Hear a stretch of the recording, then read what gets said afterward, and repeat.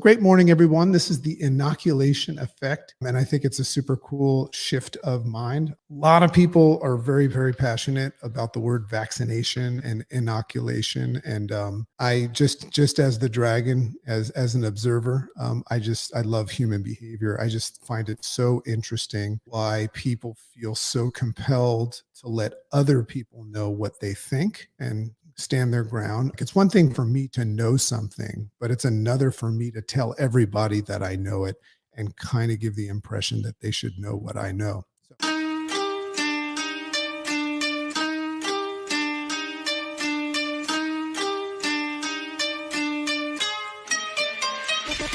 Great morning, world! Welcome to the Rise Up with Dragon podcast with your host, Dragon!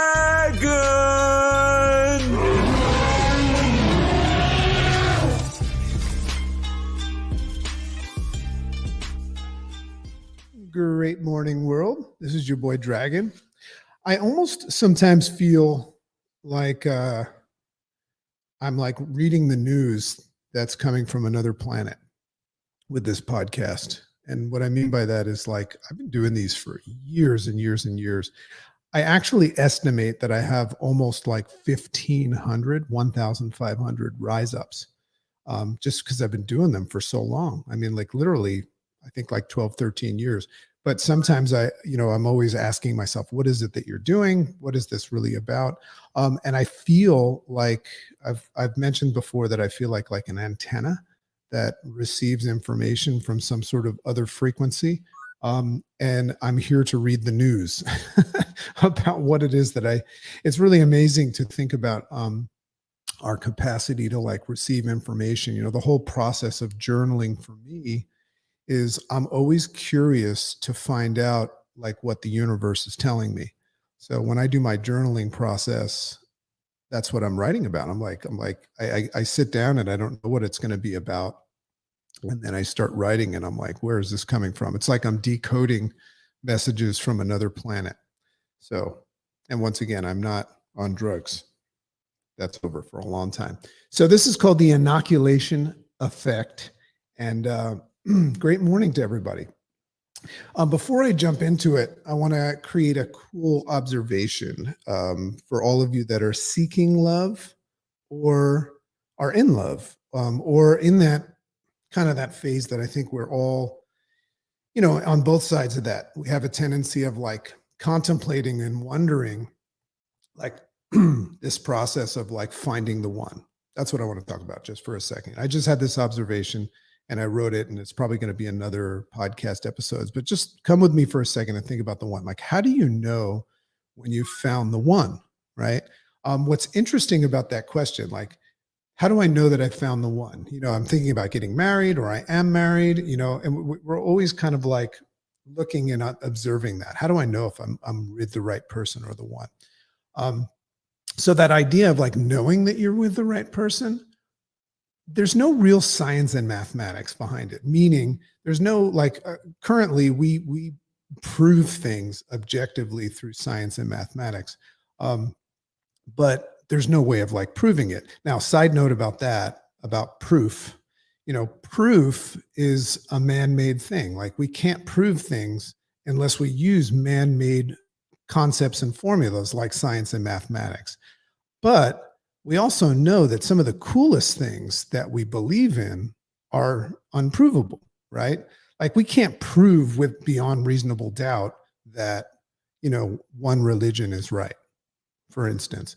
But it's pretty cool. Like, if you have a belief system, you start to say, well, this is, you put an exclamation point. So back to this idea of the one, because I was looking at my chicken this morning, and I make this statement in my mind or to her that she's the one, right? There is no other. But how do I know that? So the only observation I want to share with you about that I think is super cool. And you can also, this doesn't have to just be about relationships. Like, you could have a business relationship. You could have an idea that you want to run with, like I did with this podcast or my mission work or my coaching business, and think that it's right? I guess keyword think. What I love about the idea of claiming that somebody is the one and you can share this with yourself or your lover today, um, is the sacrifice, the vulnerable sacrifice behind it. And here's what I mean. If I look at chicken, this is not the topic of today, but if I look at chicken and I claim that she's the one, what I'm doing is I'm becoming vulnerable to a lot of this stuff that I talk about with the interface response system that says that if you continue to do something and consume it, what happens is you eventually program your mind to believe that it becomes part of your new normal. So what I think is super cool about this idea of like coming to this conclusion, which is not objectively provable, which might not be important. But if you come to this conclusion that you have found the one, you're becoming vulnerable to the idea that you're going to input them into your permanent program. So that's what I love about love and this idea of falling in love. It's dangerous and there's a sacrifice, right? And there's a risk associated with it, but that's kind of probably what makes it so special. I love the idea of saying that I'm going to open myself up and allow the process that I'm enjoying right now to potentially program my mind to believe one day that it is and nothing else is. So I just had that observation this day, and I probably will run with that in some other way. So great morning, everyone. This is the inoculation effect. And I think it's a super cool shift of mind. A lot of people are very, very passionate about the word vaccination and inoculation. And I just as the dragon, as an observer, I love human behavior. I just find it so interesting why people feel so compelled to let other people know what they think and stand their ground. You're not gonna get my opinion on that topic or others today, but I just find it so fascinating. Like it's one thing for me to know something, but it's another for me to tell everybody that I know it and kind of give the impression that they should know what I know. So that's what kind of brought me to that concept of, like what is an inoculation? What is a vaccination? And how can we dragon this a little bit? So the inoculation effect. So in looking at my current reality, which is what I always do, and what I perceive as my strengths that serve me and my weaknesses that I'm working on, as they expose me to things that no longer apply or support my dreams. I made a distinction of how strengths were created, and it's quite ironic. Here's what I mean by that.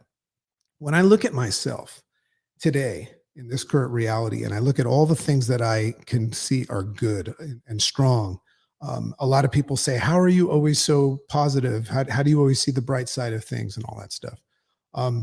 What I can do is first of all, appreciate that. But also I look at that and say, well, how did I become that way? Was I born that way, as Lady Gaga would say? Or is there something that is under my control that can create that situation? And the reason why I thought it was ironic because of this association with this concept of being inoculated. And that's what I want to share. I want to load that into your mainframe today and see if you enjoy it. So there's a well-known saying that we all know, and it goes like this: what doesn't kill you makes you stronger. And I think that's where it comes from, right? So what does this mean? Here's something funny about that saying: what doesn't kill you makes you stronger. So what does that mean if you desire to be strong, right? And develop courage and resiliency? What doesn't kill you makes you stronger. Does that mean that we go out and like try to do things that potentially put us in, threaten to kill us, but narrowly escape us because it will help us get stronger and develop courage and things like that? Which is pretty dramatic way of looking at it. But in fact, yes, kinda, that's the idea. So let's go. I've been seeing a lot of propaganda right now, and propaganda is another topic that we can talk about one day. What is propaganda?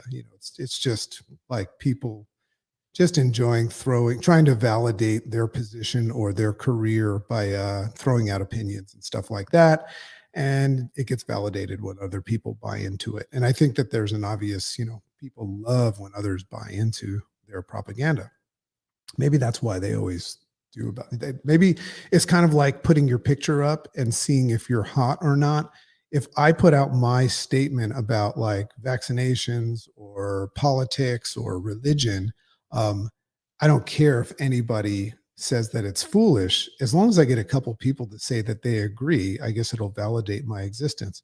But I've been seeing a lot of this stuff and people making these definitive, like, I'm right, you're wrong statements. And I was bringing that up before, and opinions regarding this topic of vaccinations and inoculations.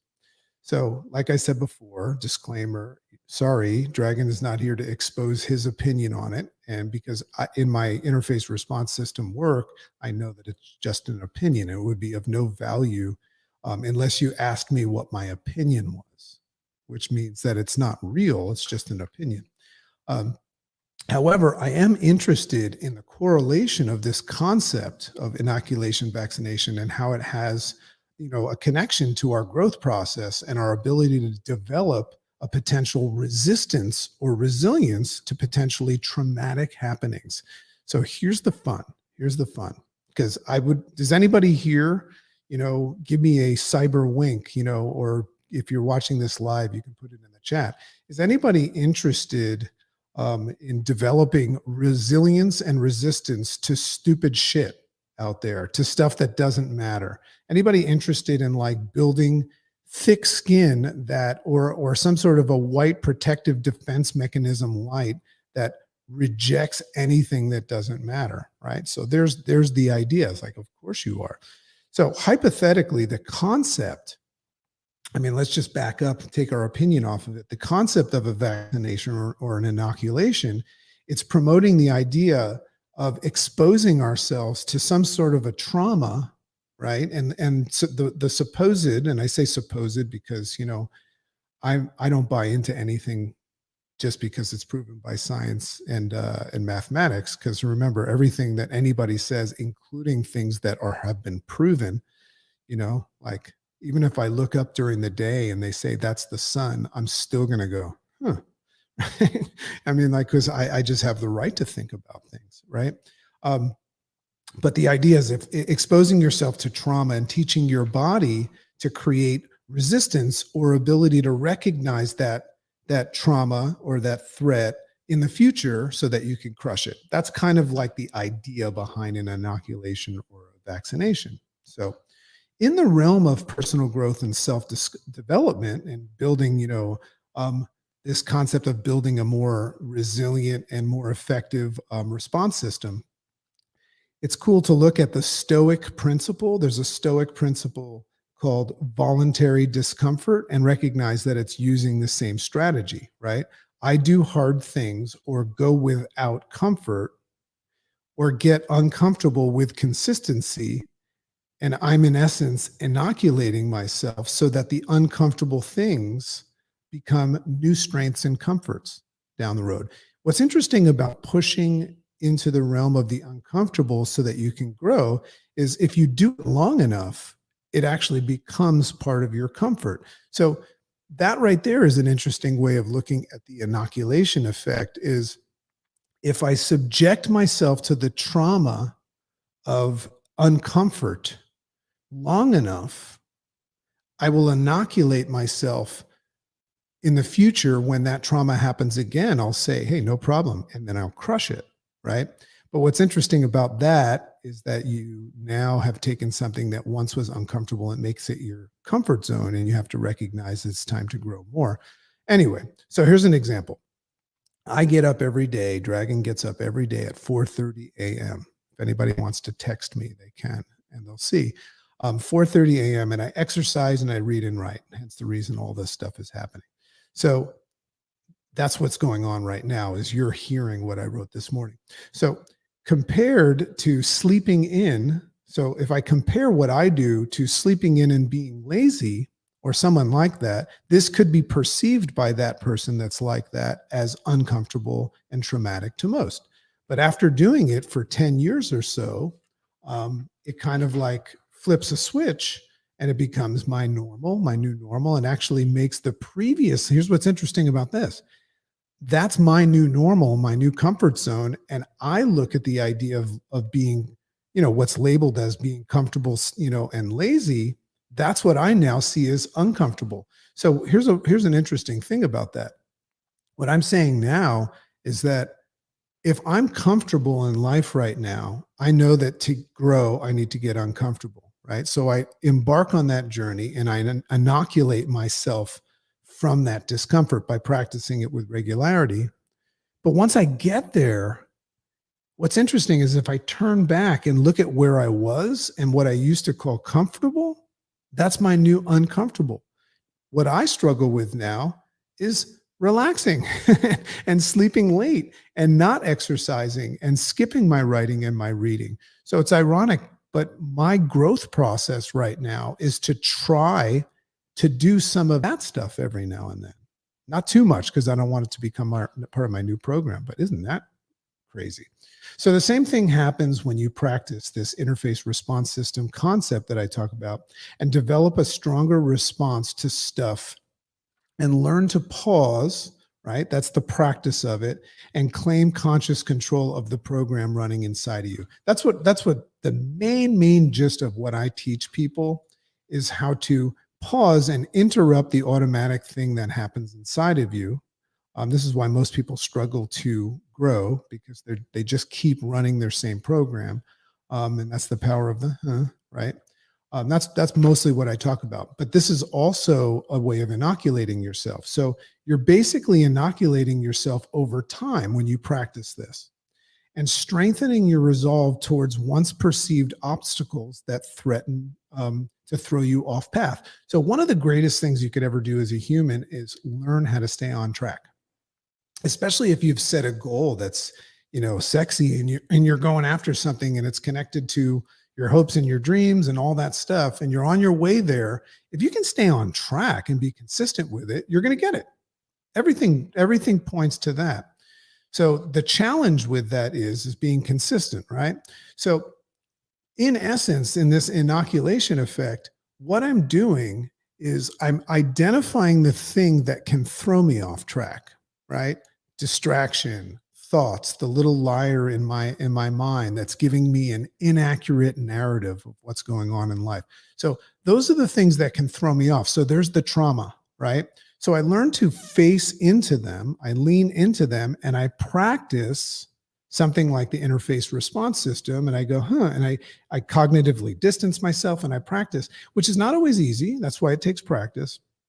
But eventually, if I do it long enough, I'll start to notice that I'm inoculated by those things. They're no longer challenging. They happen on autopilot. And that's why people say to me now, which I have to think about because I don't see it. They go, man, why do you always have this ability to be in a good mood? Why do you say great morning every day? Because I don't know that I say great morning every day. You should see Chicken and my daughter and all my family. They always joke. They go, great morning, Dragon, because I say it every day. It's not just on this show. But isn't that cool how what we're saying is that practicing overcoming and responding differently to adversities and traumas long enough actually is a form of inoculating yourself against them one day. So think about it. I've explained this concept of the stress response system many times to you, with the amygdala, the hypothalamus, the hippocampus, and the prefrontal cortex and all that. If you haven't heard of that before, just go back and listen to some of my podcasts.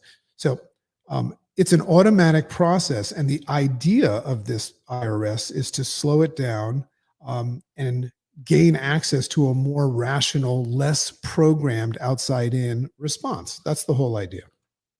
But the other long-term process taking place is a rewiring.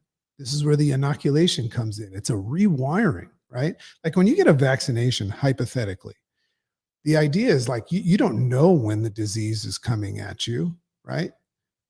But you kind of like don't have to know because you're vaccinated. I mean, that's what they're pitching, right? That's the idea. So can't we do that to ourselves by working on ourselves, by practicing this stuff? Now, what I notice is like something the other day happened where, you become unconsciously competent when you inoculate yourself. So the other day, a family member who has a tendency of giving us shit, I noticed that I don't notice the shit anymore. It doesn't bother me anymore, and I don't take it seriously, and I just kind of laugh it off. But I noticed that the other family members still notice that and say, I can't believe that. Did you see that? And I started to notice that I don't see it anymore. You know why? Because I'm vaccinated against it right now. And I want to empower people to know that they can be too. So that other long-term process taking place is this rewiring of the automatic system. See, you don't have to be a victim of your automatic system if you learn that you can rewire it to be in support of you, that automatic system. So to create a new future reality, a new automatic system where the decisions that you desire and support, this vision you have, are actually supported by this new system, right? So the IRS is a self-inflicted and regulated vaccine, right? It's actually, the IRS is a vaccine, and it's actually condoned and suggested by the CDC. I have to come up with a new version of what the CDC means.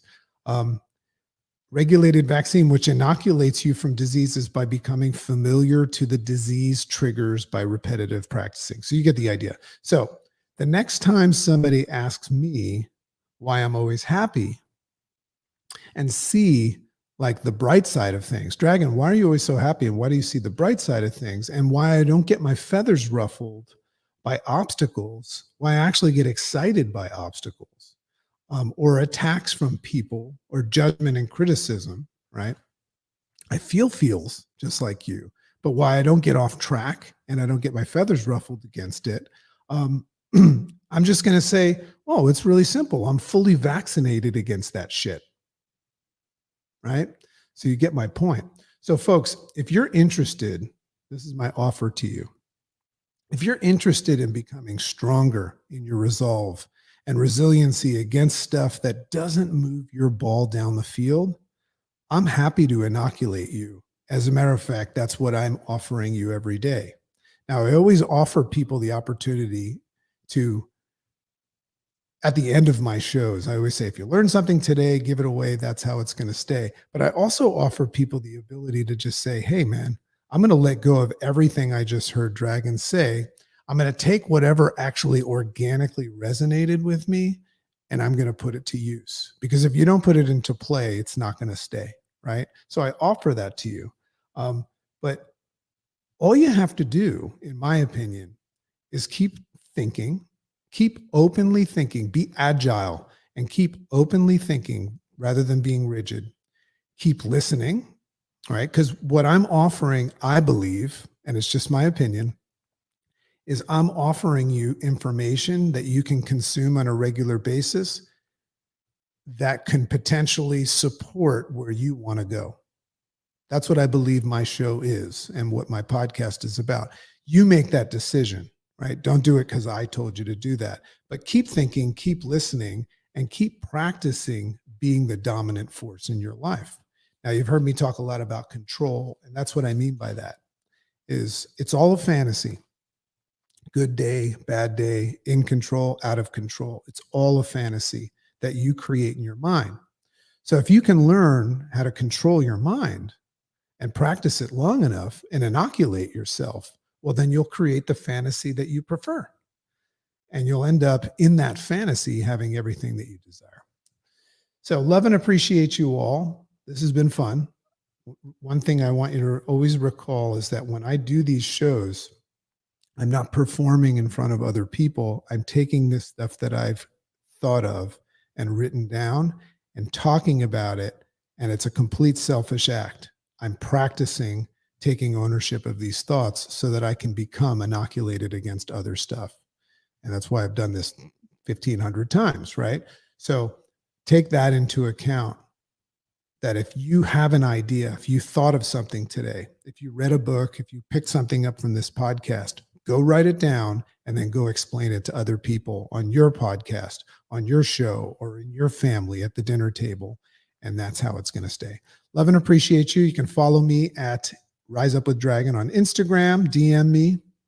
You can go to my website, riseupwithdragon.com, sign up for the newsletter and the discipline course that's coming out. I promise it's almost done. and very excited about things to come. And obviously the podcast is at Rise Up with Dragon at iTunes. Love and appreciate you all, and we will take it out and have a wonderful day.